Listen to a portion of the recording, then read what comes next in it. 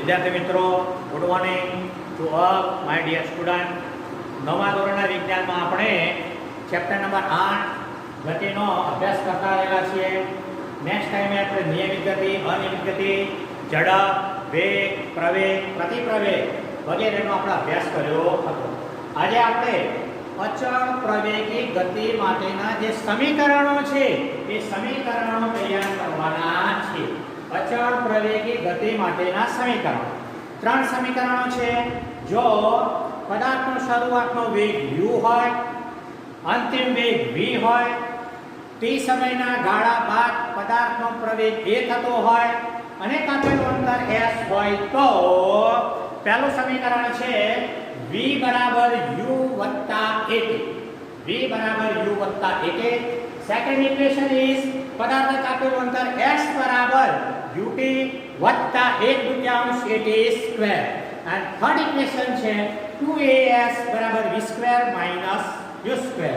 એટલે કે v અંતિમ વેગ છે, u એ શરૂઆતનો વેગ છે, a ફોર એસિલરેશન એટલે કે પદાર્થનો પ્રવેગ છે, t ફોર ટાઈમ એટલે પદાર્થે લાગતો સમય છે, s ફોર અંતર છે. એટલે કે અહીંયા આકૃતિમાં એક પદાર્થ જે છે એ ગતિ કરી રહેલો છે પણ શરૂઆતનો વેગ છે તે અહીંયા શૂન્ય લેવામાં આવેલો નથી. એટલે કે પદાર્થ એ ઉપર છે, અહીંયા x અક્ષ પર સમય લેવામાં આવે છે અને y અક્ષ પર પદાર્થનો વેગ v લેવામાં આવે છે. એટલે આલેખમાં v વિરુદ્ધ સમયનો આલેખ દોરવામાં આવેલો છે. એટલે કે શરૂઆતનો પદાર્થ એ બિંદુ પર છે જેનો શરૂઆતનો વેગ u છે. સમયની સાથે પદાર્થના વેગમાં સતત વધારો થયેલો છે. એટલે કે સમયની સાથે જો પદાર્થના વેગમાં વધારો થતો હોય તો પદાર્થ પ્રવેગી ગતિ કરી રહ્યો છે તેમ કહી શકાય. અને t સમય બાદ તે પદાર્થ b સ્થાને પહોંચે છે અને તે વખતનો તેનો વેગ v થાય છે. એટલે કે પદાર્થનો શરૂઆતનો વેગ u, t સમય બાદ તેનો વેગ v થાય છે. એટલે કે આકૃતિમાં દર્શાવ્યા પ્રમાણે ગતિ કરતા પદાર્થનો વેગ શરૂઆતનો વેગ શૂન્ય નથી. પ્રારંભિક વેગ પદાર્થના શરૂઆતમાં અહીંયા છે, પ્રારંભિક બિંદુ a આગળ તેનો શરૂઆતનો વેગ u રહેલો છે. t સમય બાદ તેનો વેગ v જેટલો થઈ b બિંદુએ પહોંચે છે. આલેખમાં પ્રારંભિક વેગ oa, શરૂઆતનો પદાર્થ અહીંયા છે, oa બરાબર u, oa બરાબર અંતિમ વેગ v એટલે કે b બરાબર છે જે અંતિમ વેગ b નું મૂલ્ય v જેટલું થાય છે. સમયગાળો અહીંથી અહીંયા સુધી પહોંચવા માટે તે t જેટલા સમયગાળામાં પહોંચે છે. એટલે કે oc બરાબર t. એટલે કે આકૃતિમાં દર્શાવ્યા પ્રમાણે oa બરાબર u, bc બરાબર v અને oc બરાબર t થતું હોય છે. વેગમાં થતો ફેરફાર, બે શબ્દો અગત્યના છે, વેગમાં થતો ફેરફાર અને વેગમાં થતા ફેરફારનો દર. આ બે શબ્દો છે અગત્યના છે. વેગમાં થતો ફેરફાર bd કેટલો છે અહીંયા bd બરાબર bc માંથી cd ઓછા થઈ જાય એટલે bd ટુકડો આપણો મળી જશે. પરંતુ cd નું મૂલ્ય અને AO નું મૂલ્ય કેવા થઈ જશે? સરખા. એટલે વેગમાં થતો ફેરફાર bd બરાબર bc ઓછા cd બરાબર bd. એટલે bc માટે bd બરાબર v માઈનસ u. આખો વેગ v છે માટે u જાય તો પદાર્થે તફાવત છે વેગમાં થતો ફેરફાર dt બરાબર v માઈનસ u. પરંતુ છેલ્લે આપણે પ્રવેગની વ્યાખ્યા જોઈ હતી, વેગમાં થતા ફેરફારના દરને પ્રવેગ કહેવામાં આવે છે. એટલે પ્રવેગ બરાબર વેગમાં થતો ફેરફાર ભાગ્યા સમય. અહીંયા માત્ર ફેરફારમાં બાદબાકી જ આવે છે અને ફેરફારનો દર હોય તો તે સમયની સાપેક્ષમાં લેવામાં આવતો હોય છે. એટલે કે ફેરફારને સમય વડે ભાગાકાર કરવામાં આવે છે.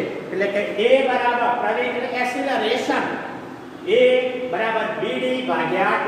bd ની કિંમત આપણે લાવી દીધી છે, bd બરાબર v માઈનસ u ભાગ્યા t. એટલે કે ક્રોસ ગુણાકાર થઈ જશે તો at બરાબર v માઈનસ u માટે v બરાબર u વત્તા at. કે પદાર્થનો શરૂઆતનો વેગ જાણતા હોય, પ્રવેગ જાણતા હોય અને સમયનો ગાળો જો જાણતા હોય તો આ ત્રણ રાશિ પરથી અંતિમ વેગ v નું મૂલ્ય આપણે જાણી શકતા હોઈએ છીએ. એટલે કે v બરાબર u વત્તા at સમીકરણ મેળવી શકાતું હોય છે. ફરીથી આકૃતિમાં અહીંયા x અક્ષ પર એટલે કે મેઇન જે અક્ષ છે તેના પર સમય લેવામાં આવે છે અને સબસિડરી જે રાશિ હોય તેને y અક્ષ પર લેવામાં આવે છે. એટલે x અક્ષ પર સમય અને y અક્ષ પર વેગ લેવામાં આવે છે. એટલે ગતિ કરતા પદાર્થના વેગ વિરુદ્ધ સમયનો આલેખ દોરવામાં આવેલો છે. શરૂઆતમાં પદાર્થ a પર છે, શરૂઆતનો વેગ જે છે તે 0 લેવામાં આવતો નથી. પદાર્થ ગતિ કરતો હોવાના પરિણામે t સમય બાદ તે પદાર્થ b પર પહોંચે છે અને તે વખતનો તેનો અંતિમ વેગ v થાય છે. એટલે કે વેગમાં થતો ફેરફાર b બરાબર bc cd એટલે કે v u વેગમાં આટલો ફેરફાર થાય છે. પ્રવેગ બરાબર વેગમાં થતા ફેરફારના દરને પ્રવેગ કહેવામાં આવે છે.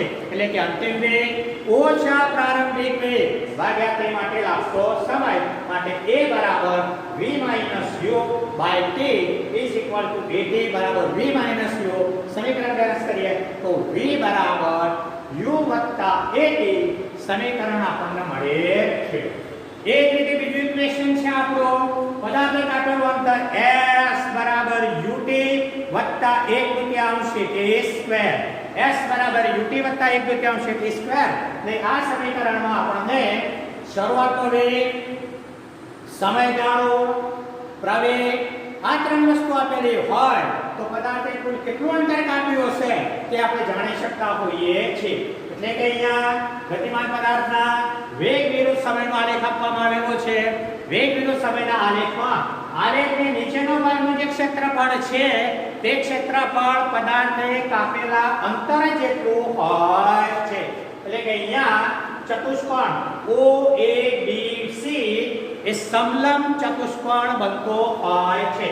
એટલે કે વેગ વિરુદ્ધ સમયના આલેખમાં આલેખની નીચે જે ભાગ ઘેરાયેલો છે તે પદાર્થે કરેલું સ્થાનાંતર કે પદાર્થે કાપેલું અંતર દર્શાવે છે. એટલે અંતર બરાબર સમલંબ ચતુષ્કોણ OABC નું ક્ષેત્રફળ. અહીંયા બે આકૃતિઓ છે. અહીંયા જો લંબ દોરી દેવામાં આવે તો આ નીચેનો ભાગ જે છે તે લંબચોરસ બની જતો હોય છે. એટલે કે લંબચોરસ OADC નું ક્ષેત્રફળ વત્તા ત્રિકોણ ADB નું ક્ષેત્રફળ. એટલે કે ઉપર જે છે ત્રિકોણ બનીને કાટકોણ ત્રિકોણ થઈ જાય છે. લંબચોરસ નું ક્ષેત્રફળ બરાબર લંબાઈ ગુણ્યા પહોળાઈ અથવા તો બે ક્રમિક બાજુના ગુણાકાર જેટલું થાય છે. ત્રિકોણનું ક્ષેત્રફળ બરાબર 1/2 ગુણ્યા પાયો ગુણ્યા વેગ.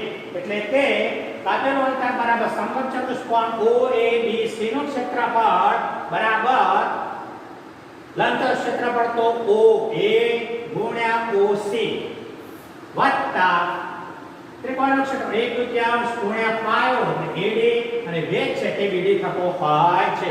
એટલે OA ની કિંમત આપણી જોડે u છે, OC બરાબર t છે, AD ની કિંમત આપણી જોડે t છે અને BD ની કિંમત આપણી જોડે at કેટલી છે. માટે સાદુરૂપ આપીએ u ગુણ્યા t તો ut વત્તા 1/2 at સ્ક્વેર. એટલે પદાર્થે કાપેલું અંતર s બરાબર ut વત્તા 1/2 at સ્ક્વેર સમીકરણ આપણે મેળવી શકતા હોઈએ છીએ. ફરીથી આ સમીકરણ કેવી રીતે આવે છે તે અહીંયા આકૃતિમાં ગતિમાન પદાર્થનો વેગ વિરુદ્ધ સમયનો આલેખ દોરવામાં આવ્યો છે. આલેખના નીચેના ભાગે ઘેરાયેલા ભાગનું ક્ષેત્રફળ એ પદાર્થે કાપેલા અંતર જેટલું હોય છે. એટલે કે ચતુષ્કોણ OABC નું ક્ષેત્રફળ. અહીંયા સમલંબ ચતુષ્કોણ જે છે તે બે આકૃતિઓ રચાય છે. એક લંબચોરસ OADC પણ રચાય છે અને ત્રિકોણ ADB પણ રચાતો હોય છે. આ બંનેના ક્ષેત્રફળનો સરવાળો કરી દઈએ તો આપણને ચતુષ્કોણ OABC નું ક્ષેત્રફળ મળી જાય જે કાપેલા અંતર જેટલું હોય છે. એટલે લંબચોરસનું ક્ષેત્રફળ બરાબર બે ક્રમિક બાજુઓનો ગુણાકાર એટલે કે લંબાઈ ગુણ્યા પહોળાઈ. વત્તા ત્રિકોણનું ક્ષેત્રફળ બરાબર 1/2 ગુણ્યા પાયો ગુણ્યા 2 એટલે કે OA ગુણ્યા OC વત્તા 1/2 AD ગુણ્યા BD કિંમતો મૂકી દો તો is equal to u ગુણ્યા t પ્લસ 1/2 into t ગુણ્યા AK માટે s બરાબર ut વત્તા 1/2 t સ્ક્વેર. આ અચળ પ્રવેગી ગતિ કરતા પદાર્થ માટે ત્રણ સમીકરણો. ફર્સ્ટ v બરાબર u વત્તા ak, second equation is s બરાબર ut વત્તા 1/2 t square and third equation 2as બરાબર v square minus u square. આ ત્રીજું સમીકરણ છે. એ સમીકરણ આપણે આ સમીકરણ પરથી મળી રહેતું હોય પહેલા અને બીજા સમીકરણ પરથી ત્રીજું સમીકરણ આપણે સાબિત કરી શકાતું હોય છે. એટલે મિત્રો અહીંયા આપણે જે ત્રણ સમીકરણો હતા એમાંથી બે સમીકરણો આપણે અહીંયા સાબિત કરેલા છે. અસ્તુ.